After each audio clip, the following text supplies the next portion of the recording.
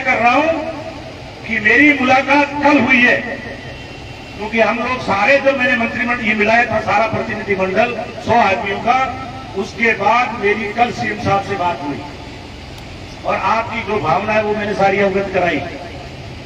तो पहले तो अगर कोई आदमी आपको ये भरता है कि गोविंद राम अनूपगढ़ ले जाना चाहता है तो वो बहुत बड़ा झूठ होगा। मैं पहले दिन से कह रहा हूं कि खाजूवाला छतरगढ़ मेरी वापस दो एक बार, और अगर उसके पास सबूत है वो मेरे को प्रस्तुत कर दे एक बार। दूसरा, आप जानते हैं जब राजनीतिक लोग हैं हम भी खूब उन पे आरोप लगाते हैं, वो भी आरोप लगाते हैं। मैं मानता हूं कि ये पिछले 17 दिन में वो लोग या भाषण देंगे जिनके पास आदमी एक ही नहीं है पीछे, क्योंकि आपकी भीड़ मिल गई उनको। मैंने सुना है, सारे गालियां भी सुनी है, पर मैं उनको कोई उड़ाना नहीं देता।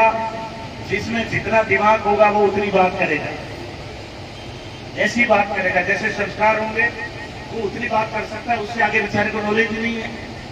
मुझे पता है कि इतनी भीड़ के अंदर कोई बोलना खड़ा हो जाए और वो कभी बोला नहीं हो, ओढ़ पचोड़ देसी तालियां बज जाएगी, वो बोल जाएगा, मैं उसका बुरा नहीं मानता। दूसरा, हम राज में बैठे हैं, राज आपने किया है, ये प्रजातंत्र है। प्रजातंत्र में आंदोलनकारियों को हम आतंकवादी नहीं कहते, आंदोलनकारी कहेंगे। अभी इस देश में एक रिवाज भी चल पड़ा है, कोई भी आंदोलन करो उसको खालिस्तानी आतंकवादी, कोई कहता है पंजाबी संस्कृति खराब है। अरे भाई साहब, अगर इस देश के अंदर पंजाबी संस्कृति को मानने लग जाओ तो उसका मुकाबला ही नहीं। आप गुरुद्वारा में जाओ, लंगर लगा के खाना खिलाते, ना जात पूछते, ना मतभेद करते, ना ऊंच है ना नीच है। इसलिए ऐसी संस्कृतियों को तो हम अगर फॉलो कर लेंगे भारत देश सुधर जाएगा। इसलिए मैं आपसे एक ही बात कह रहा हूं, मैं कल मिला हूं सीएम साहब से, और सीएम साहब से मैंने सीरियसली बात की, अन्यथा मैं आज आपके बीच में हाजिर भी नहीं होता। ठीक कह रहे हैं पुरुषोत्तम जी, मैं 17 दिन नहीं आया, क्योंकि मंत्री अगर धरना देने लग जाएंगे तो लोग कहेंगे पार्टी की बगावत करते हैं। मेरे तो अभी से लोग लग गए, मैं वीडियो देख रहा था, एक जना कह रहा था टिकट कटा दो, पिछली बार कोई 10 जने पीछे पड़े हुए थे। लेकिन ये मैं आपके सामने खड़ा हूं, अगर पार्टी टिकट काटेगी तो पार्टी को अधिकार है, लेकिन कोई बीजेपी में बैठा कांग्रेस की टिकट कटाओ, ये मैंने पहली बार देखा। मैं तो किसी बीजेपी के नेता के बारे में नहीं कहता कि इसकी टिकट कटा दूंगा और इसकी जला दूंगा, क्योंकि टिकट तो देखो पार्टियां तय करती हैं, 20 पार्टी है, ये प्रजातंत्र है। पार्टी नेता तय करता है किसको टिकट है, लेकिन कई लोग उनको पता ही नहीं हम कहां खड़े हैं, क्या बोल रहे हैं, पर भीड़ आपकी मिल गई। और मैंने कहा ना, मैं लंबी बात नहीं करूंगा, मैं लास्ट में एक ही बात कह रहा हूं जिसका आप इंतजार कर रहे हैं। मेरी मुख्यमंत्री जी से कल गंभीरता से बात हो गई, आपका वापस ठीक करने के अंदर 10-15 दिन का टाइम चाहिए। मैंने इसलिए उनको कहा, और उन्होंने अधिकारियों को फोन भी कर दिया। मैं कम क्यों बोल रहा हूं, उसका भी एक कारण है, क्योंकि मेरी बात बोली हुई मीडिया वगैरह सब वीडियो बन रहे हैं, ये वीडियो पूरे राजस्थान में जाएंगे, और जहां भी सरकार के खिलाफ जिलों का आंदोलन है वो कहेंगे तो खाजूवाला ने देख दिया जना आप ही भीड़ करूं, समस्या ये हो रही। इसलिए मैं कह रहा हूं कि मुख्यमंत्री जी से मेरी बात हो गई, आधा खाजूवाला और छत्तीसगढ़ वापस बीकानेर में सम्मिलित होगा।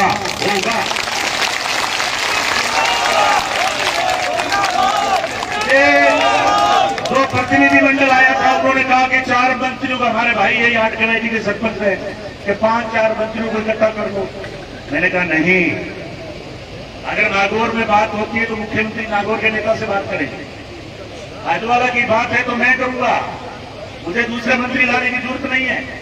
इसलिए साथियों, आपने लड़ाई लड़ी, मैं बधाई देता हूं, आपने शांतिपूर्ण आंदोलन किया, इसकी भी बधाई दे रहा हूं मैं आपको।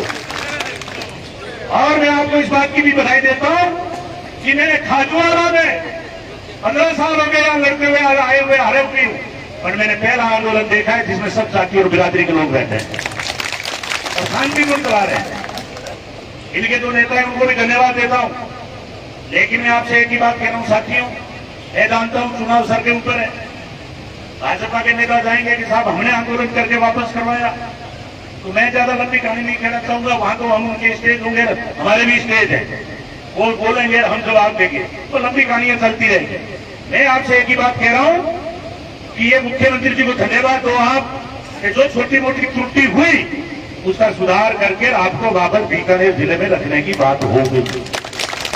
अब आप कहोगे साहब लिखित में, तो देखो लिखित में हम भी आंदोलन में मानते थे, उसमें टाइम लगेगा, वो कमेटी वापस बैठेगी। अभी आपके कंट्रोल में लिख दिया ना रूपगढ़, उसी प्रकार वो अधिकारी जो है उसमें नोटिफाइड करेंगे वापस। हमारी जैसे दंतौर चली गई थी गूगल के अंदर, तो मैं एज इट इज कराऊंगा, तो मेरे दंतौर वालों से भी अभी लायक, वो तो आपको 2-3 पंचायतों को इसलिए डाला गया था, भाई खाजवाड़ा चल रहा है, आप 4-5 पंचायत इस बहाने बचा लो। लेकिन ये भी मैं घोषणा कर रहा हूं कि मैं दंतौर के भाइयों से भी निवेदन करता हूं कि वो भी त्रुटि सुधार करके और वापस खाजवाड़ा में रखेंगे, ताकि उनके दिमाग में 0 RD आनंदगढ़ के दिमाग में नहीं आए, हमें कुंगल जाना पड़ रहा है। तो जब आपका खाजवाड़ा रह गया वापस, आपका फिर कोई फेरबदल नहीं होगा। एक बात, वापस तो अधिकारी वही रहेंगे, लेकिन एक बात मैं जरूर कहूंगा, एक मैंने पैम्फलेट देखा, उसमें कहा ये कर ले खत्म हो जाएगा, ये कर ले, पर मैं लंबाई में नहीं जाना चाहता। आंदोलन में 20 तरह की बातें होती है, लेकिन जिले जितने भी बने हैं, आपका विधानसभा हेडक्वार्टर है, तहसील हेडक्वार्टर में एसडीएम कार्यालय होता है। इसलिए ये बात दिमाग से निकाल दो कि अगर ये रूपगढ़ में भी रहता था तो भी कार्यालय आपका एक भी खत्म होने वाला नहीं था।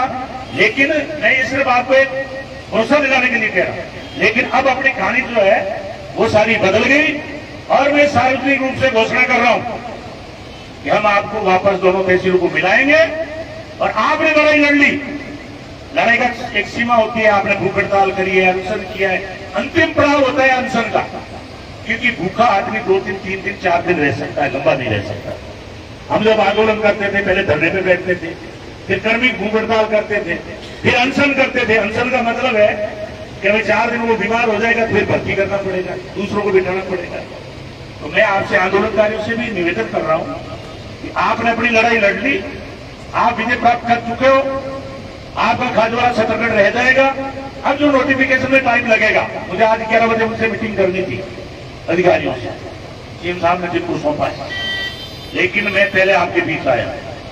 वो मीटिंग या तो रात को करूंगा, नहीं तो कल सुबह करूंगा, क्योंकि कल के बाद बूंदी, कोटा, चित्तौड़, मुंगेरी ड्यूटी भी लगी है कि हमने वहां टिकटाक से आवेदन लेना है। तो मैं अभी यहां से सीधा छत्तीसगढ़ होते हुए वापस जयपुर जाऊंगा। मैं आपसे निवेदन कर रहा हूं कि आपके आंदोलन को सलाम, आपकी भावना पूरी हो गई, और आपकी जन भावनाओं को देखते हुए ये मुख्यमंत्री जी ने फैसला कर दिया। आप सब खुशियां मनाओ, और जो फॉर्मेलिटी में 10-20 दिन लगेंगे वो करके, और जल्द से जल्द जो है आपका नोटिफिकेशन ला करके आपके हाथ में दे देंगे, क्योंकि बात कल हुई है, अब एक दिन के अंदर तो हो नहीं सकता। इसलिए अब आंदोलनकारियों को सोचना है, बैठे तो उनकी मर्जी, पर मैं जरूर एक मंत्री होने के नाते अपील करूंगा कि आपने लड़ाई लड़ ली। हमारा धर्म यही बनता है कि कोई भी आदमी, हम भी बैठते थे ना, तो किसी एमएलए को बुला के सुनी के उठते थे। तो मैं आपको प्रतिनिधि होने के नाते ये कह रहा हूं कि आपकी लड़ाई सफल होगी।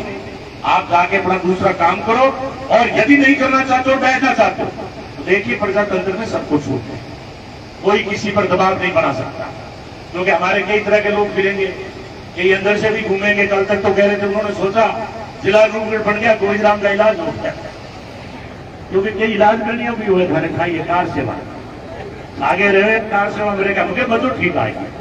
और मैं भी चिंतित हो गया, मैं कि लाल गड़बड़ तो होगी भाई, 17 लोग आ गया, अब तो इलाज पूरा।